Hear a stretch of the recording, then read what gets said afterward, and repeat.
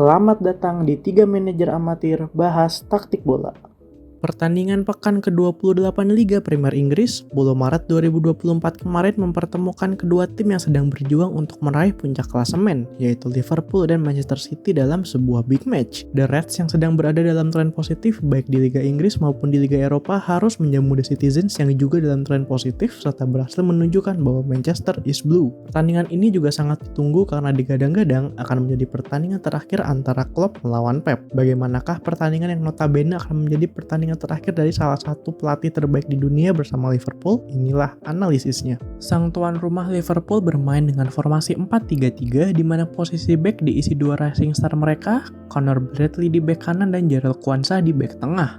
Endo dipasang sebagai pemain nomor 6, diapit dua center mid mereka, Szoboszlai dan McAllister. Pada lini serang, Klopp memasukkan Harvey Elliott dan mencadangkan Mo Salah di sayap kanan dan pemain nomor 9 seperti biasa diisi oleh Darwin Núñez. Sedangkan tim tamu kembali bermain dengan formasi 3-2-4-1 dengan Stones ditandemkan dengan Rodri sebagai double pivot. Sedangkan pada lini tengah, De Bruyne akan berduet dengan Bernardo Silva dan posisi serang akan diisi oleh Erling Haaland.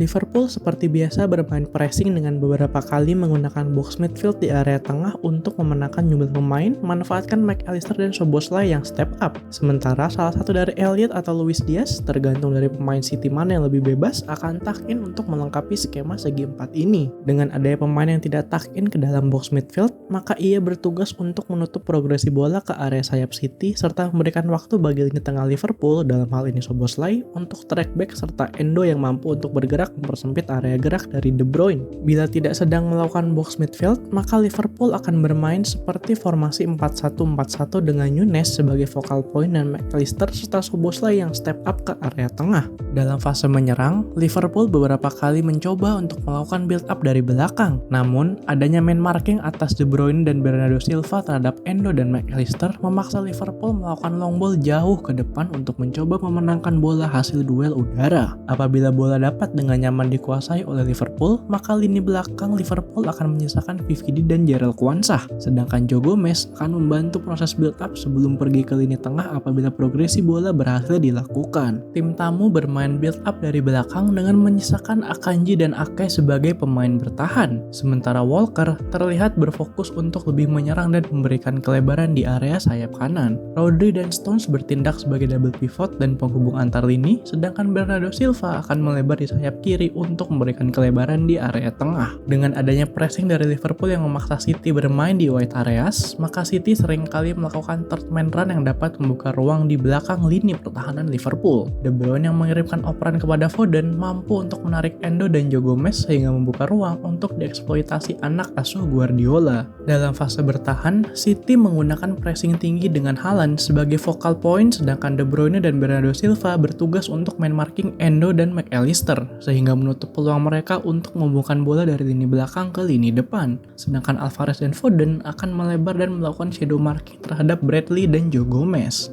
Gol pertama City datang dari corner yang diambil oleh De Bruyne dengan mengirimkan umpan rendah ke arah tiang dekat dari Kelleher. Posisi near post yang dijaga oleh Joe Gomez dan McAllister mampu dinetralisir oleh anak asuh Guardiola. Rodri yang menarik Szoboszlai dan Joe Gomez menyisakan duel 1 melawan 1 antara Ake dan McAllister yang menyebabkan McAllister otomatis terkunci oleh Ake. Hal ini menyebabkan adanya ruang tembak sempit yang mampu dimanfaatkan dengan sangat baik oleh John Stones. Skor sementara The Citizens 1, The Reds 0. Pada babak pertama ini, meskipun Liverpool banyak memiliki penguasaan bola, namun banyak dari kans-kans yang mereka ciptakan masih belum mampu dimanfaatkan dengan baik, bahkan tidak menjadi tendangan on target. Sebaliknya, City sangat klinikal dengan kans yang mereka dapatkan dengan 4 shot on target dari 7 tembakan yang dilakukan.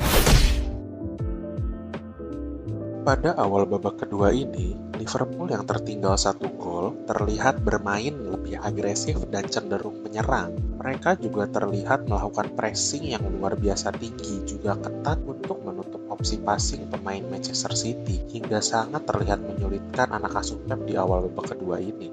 Sedangkan tim tamu yang unggul 1 gol pada awal babak kedua ini tetap bermain dengan defensive line yang tinggi, namun mereka terlihat agak kewalahan menghadapi pressing Klopp yang luar biasa ketat. Di sini pun Pep terlihat bermain agak lebih santai dikala menyerang dan lebih mementingkan penguasaan bola. Pada menit 46, kejadian kurang beruntung untuk City pun terjadi di mana Ederson mendapat kartu kuning karena melanggar Nunes di kotak penaltinya sendiri saat ingin keliring bola. Lalu wasit akhirnya memberikan penalti kepada Liverpool yang diambil oleh McAllister dengan rekor 9 dari 10 penalti yang berhasil selama ia berkarir di Liga Premier Inggris. Tidak lama setelah itu, tendangan ke arah kiri gawang Ederson pun gagal diselamatkan dan membuat skor menjadi imbang 1-1 di Anfield. Beberapa menit setelah penalti kick tadi, tepatnya pada menit 55, City melakukan pergantian pemain pertamanya, di mana Ederson yang tadi berbenturan dengan Nunes tampak mengalami cedera sehingga Stefan Ortega harus masuk untuk melanjutkan pertandingan. Pada menit 60, giliran Klopp yang melakukan double subs di mana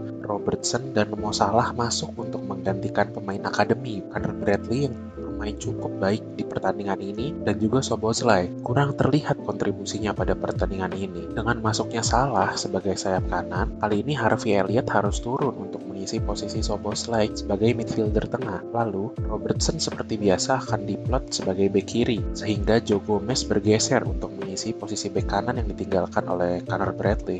Lalu, kini giliran Pep di menit 68 melakukan double sub. Ia memasukkan Doku dan Kovacic untuk menggantikan Alvarez dan KDB, yang di pertandingan ini terlihat sangat minim kontribusinya. Doku seperti biasa akan diplot menjadi sayap kiri, lalu Kovacic akan menjadi center mid menggantikan posisi KDB. Lalu di menit 75, kini giliran Liverpool yang melakukan pergantian pemain di mana Gakpo masuk menggantikan Nunes yang beberapa kali melewatkan kesempatan besar pada pertandingan ini. Dan seperti biasa, Gakpo kali ini diplot sebagai striker tunggal. Pergantian pemain ketiga tadi menjadi yang terakhir pada pertandingan ini, dan walaupun match terus berjalan dengan jual beli serangan antar kedua tim hingga peluit penanda full time ditiup, skor pun tetap imbang 1-1 di Anfield. Sungguh pertandingan perpisahan antara Klopp dan Guardiola yang sangat luar biasa. Dalam attacking thread terlihat bahwa pada babak pertama kedua tim saling jual beli serangan meskipun belum mampu menghasilkan kans-kans yang berbahaya. Gol pertama City sendiri terjadi dari sebuah tendangan penjuru yang gagal diantisipasi dan bukan dari open play. Sedangkan di babak kedua, gol bagi Liverpool juga terjadi dari bola mati penalti kick. Namun, di babak kedua ini terlihat bahwa anak asuh Klopp bermain lebih menyerang dan berbahaya dibandingkan dengan tim tamu. Lalu, masuk ke passing network, terlihat bahwa Liverpool dominan untuk melakukan serangan dari sisi sayap kanan mereka. Namun, itu membuat konektivitas di sisi kiri tidak berjalan dengan baik. Liverpool juga terlihat mampu mengalirkan bola dari kiper meskipun beberapa kali melakukan long ball jauh ke depan. Sedangkan City terlihat seimbang menyerang dari kedua sayap mereka dengan Ederson yang mampu dorong lini belakangnya maju mendekati garis tengah lapangan. Meskipun begitu, dua pemain kreatif City justru terlihat kesulitan untuk menemukan Haaland di tengah lapangan. Dalam pertandingan kali ini, Haaland terlihat sangat terisolasi dengan gagalnya lini tengah City untuk menemukan pemain nomor 9